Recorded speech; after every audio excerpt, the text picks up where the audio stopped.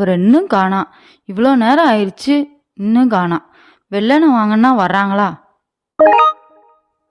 செல்லம், நான் வந்துட்டேன் செல்லம். எனக்காக தான் காத்திருக்கியா? எனக்கு அப்பயே தெரியும் செல்லம், நீ எனக்காக தான் காத்திருப்பேன்னு. ஏன்னா எனக்காக வேற யாரும் காத்திருக்க மாட்டாங்க. நீ தான் காத்திருப்பேன்னு எனக்கு தெரியும். நான் வந்துட்டேன் செல்லம். ஏங்க இவ்வளோ நேரம்? வெள்ளனை வாங்கன்னா வர்றீங்களா? செல்லம், நீ ஏதோ நேற்று கை கால் வலின்னு சொல்லிக்கிட்டு இருந்த மாதிரி இருந்துச்சு. அதான் செல்லம், அலைஞ்சு திரிஞ்சு உனக்கு ஒரு மசாஜர் வாங்கிட்டு வந்தேன். ஏன்னா உனக்கு ஏதாவது ஒன்றா என்னால் தாங்க முடியாதுல. உடம்பு தான் எனக்கு செல்லம் முக்கியம்.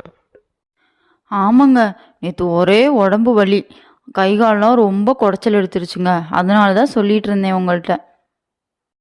நான் சொல்லாமே எனக்கு என்ன தேவைன்னு தெரிஞ்சு வாங்கிட்டு வந்திருக்கீங்க பார்த்தீங்களா? என் மேலே உங்களுக்கு எவ்வளோ பாசங்க. வாடா வா. என்னடா சொல்லிக்கிட்டு இருந்தா உன் பொண்டாட்டி? வீட்டுக்குள்ள வந்து வராதையுமே ஏதோ சொல்லிக்கிட்டு இருக்கா அவர். ஏம்மா, என் பொண்டாட்டியை போட்டு வேலையாக வாங்குவியா? என் செல்லம் எப்படி தாங்கும்? கை கால் வலி எடுத்துருச்சு பாரு. அதனால தான் கடைக்கு போய் மசாஜர் வாங்கிட்டு வந்தேன். என் செல்லத்தை இனிமேல் வேலை வாங்காத. முடிஞ்ச அளவு நீயே எல்லா வேலையும் செய்ய பாரு. ஏன்னா செல்லத்துக்கு ஒன்றுமே தெரியாது, பாவம் இல்லை. ஏண்டா அவ என்ன வேலை பார்க்குறான்னு நீ பேசிக்கிட்டு இருக்க? நான் ஒரு மாசமா மூட்டு வலின்னு சொல்லிக்கிட்டு இருக்கேன், ஒரு தைலம் கூட வாங்கி தர மாட்டேங்கிற. நேற்று கால் வலிக்குதுன்னாலாம் உடனே மசாஜர் வாங்கிட்டு வந்துட்டான், அது அவ சொல்லாமையே. அத்தை, ஏத்த இப்படி பேசிகிட்டு இருக்கீங்க? எல்லா வேலையும் நான் தானே பார்க்குறேன். சரிடி, என்ன வேலை நீ பார்க்குற சொல்லு. அத்தை, வாஷிங் மிஷினில் நான் தான் துணி துவைக்கிறேன், மிக்சியில் நான் தான் சட்னி அரைக்கிறேன், குக்கரில் நான் தான் சாப்பாடு வைக்கிறேன். இதுக்கு மேலே என்னத்தை பார்க்கணும்? அப்புறம் ஏதாவது கடைக்கு போகணுன்னாலும் வண்டி எடுத்துகிட்டு போய் வாங்கிட்டு வரேன்லத்த. அப்போ எல்லா வேலையும் மிஷின் தான் பார்க்குது, அது போடுறதுக்கு உனக்கு அவ்வளோ கஷ்டமாக இருக்குது ஏண்டி? அதுக்கு கை கால் வலியா, அதுக்கு மசாஜர் வேறையா, இதில் இந்த மொட்டை வாங்கிட்டு ஓடியாருது. அம்மா, தேவையில்லாமல் பேசாத. என் பொண்டாட்டி தான் இந்த வீட்டுக்காக அவ்வளோ தூரம் கஷ்டப்படுறா. அவள் சமைச்சு போடலன்னா நீ எப்படி சாப்பிடுவ? அவள் எப்படி தெரியுமா அந்த வீட்டுக்காக கஷ்டப்படுறா?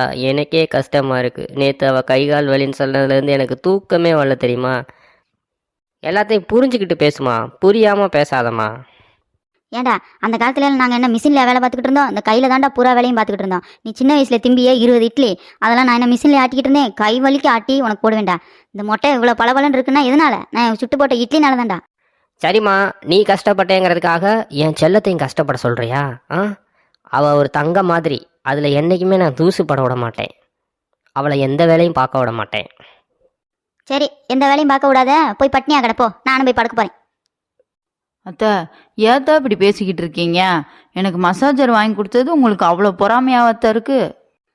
அதெல்லாம் வேலை பார்க்குறவங்களுக்கு தாண்டி மசாஜரு, உனக்கு எதுக்கு மசாஜரு? பாதி வேலை என்கிட்ட வாங்கிடுற. அது இந்த மொட்டை எனக்கு தெரியுதா? காலையில் போயிட்டு சாயந்தரம் வரேன், வந்துக்கிட்டு பொண்டாட்டியை தூக்கி வச்சு தான் பேசுகிறேன். அம்மா, நீ இங்கிட்டு திரும்ப என்கிட்ட பேசு, என் செல்லத்திட்ட பேசாத. என்னடா மொட்டை சொல்லு. மகேங்கிற பாசம் இருந்துச்சுன்னா இனிமேல் என் செல்லத்தை எதுவும் சொல்லாத. அந்த பாசம்லாம் எதுவும் இல்லை, போடா. நீ அம்மாங்கிற பாசம் இருந்தால் அந்த மசாஜரை என்கிட்ட கொடு. ஏங்க, பொண்டாட்டின்னு பாசம் இருந்தால் மசாஜரை என்கிட்ட கொடுங்க. போட்டிக்கினே கேட்பா, காலையிலேருந்து நல்லா தான் இருந்தா, இந்த மொட்டை வந்தது என்னதான் ஆயிருமோ தெரியல அவளுக்கு. அம்மா, நான் என்ன கேட்டுக்கிட்டு இருக்கேன், நீ என்ன பேசிக்கிட்டு இருக்க? என் மேலே பாசம் இருக்கா இல்லையான்னு மட்டும் சொல்லு. அதை விட்டுப்புட்டு மசாஜர் மேலேயே குறியாக இருப்ப. வீட்டுக்கு ஒரு பொருள் வாங்கக்கூடாது, உனக்கு தேவையில்லாட்டியும் அதையே கேட்டு உயிரை வாங்குவ. செல்லம், உனக்கு தான் செல்லம் இந்த மசாஜரு, வேற யாருக்கும் இல்லை செல்லம். உனக்கு கை கால் வலிக்கும்ல, வேணும்னா நான் இல்லாதப்ப கூட எங்கள் அம்மா உனக்கு மசாஜர் போட்டு விட சொல்கிறேன். டேய் மொட்டை, இது வரைக்கும் நீ சொன்னதை கூட நான் பொறுத்துக்குவேன், இதை மட்டும் பொறுத்துக்க மாட்டேன்டா. அவன் பொண்டாட்டி படுத்துருப்பாளா, நான் அவளுக்கு மசாஜர் போட்டு விடணுமா? மொட்டை மண்டையா. ஏத்த போட்டு விட்டா என்ன குறைஞ்சா போயிருவீங்க? ஏன்டா உன் பொண்டாட்டி என்ன பேசிக்கிட்டு இருக்கா? கேட்டுக்கிட்டே நிற்கிற. ஒரு பெத்ததாய் எப்படி பேசிக்கிட்டு இருக்கா, நின்றுக்கிட்டு இருக்க. அவளுக்கு நான் மசாஜர் போட்டு விடணுமாடா? அம்மா, போட்டு விட்டா என்னம்மா தப்பு? அவள் என்ன கேட்டா? உன்கிட்ட காசு பணமா கேட்டா, இல்லை அன்பு பாஸ்தா கேட்டாளா? ஏதோ மசாஜர் போட்டு விட சொன்னால் போட்டு விட வேண்டியதானம்மா. என் செல்லம் கேட்டா எதா இருந்தாலும் நீ செஞ்சு தான் ஆகணும். ஏ மொட்டை, உனக்கு அவ்வளோதான் லிமிட்டு, ஓடி போயிரு மரியாதையா. இன்னும் எதுவும் பேசாத. ஏங்க, உங்களுக்கே இந்த வீட்டில் மரியாதை இல்லை, நீங்கள் இந்த வீட்டில் இருக்காதீங்க, போயிருங்க. அப்போ செல்லம் நீ? நான் இங்கே தாங்க இருப்பேன். அப்போ என்னைய வீட்டை விட்டு போக சொல்கிறீங்க, 2 பேரும் சேர்ந்து என்னைய வீட்டை விட்டு வெளியே போக சொல்கிறீங்க. அப்போ நான் போகணும். எனக்கு கோபம் வந்துருச்சு. இன்னும் என் கோவத்தை யாராலையும் கட்டுப்படுத்த முடியாது. இந்த வீட்டில் ஒரு நிமிஷம் கூட நான் இருக்க மாட்டேன். இப்பயே நான் அந்த வீட்டை விட்டு வெளியே போகிறேன். சரி, பார்த்து போயிட்டு வாங்கங்க.